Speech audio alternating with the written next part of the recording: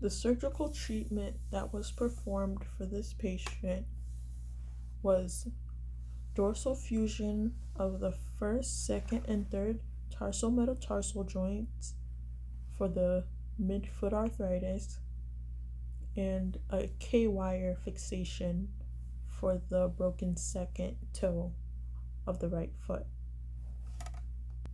A K wire is just a wire or a pin used to hold a fracture in place so that the bone doesn't move and cause the fracture to worsen, and so that the fracture can heal correctly and keep the bone straight.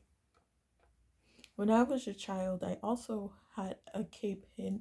I actually had two K pins placed inside my toe to hold it in place because I had fractured it running around in a Publix, I believe it was, after my sister, and I was wearing sandals, and my foot hit the back of her foot, and then my toe went sideways. And the doctor had asked me if I would want her to fix it up in the hospital or have her straighten it out with her bare hands. And I did not want her to do that. So I opted for the one where I was passed out so I could I did the surgery. They straightened out the toe. I was very afraid that my toe would become crooked, but they did a wonderful job.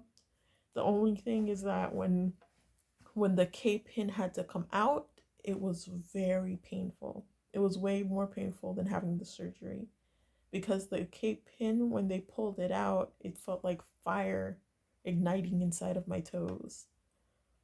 And I couldn't stand the pain. I'm surprised I didn't scream out at that moment that the nurse was removing the K pin. But it straightened out my toe, and it's a very effective method.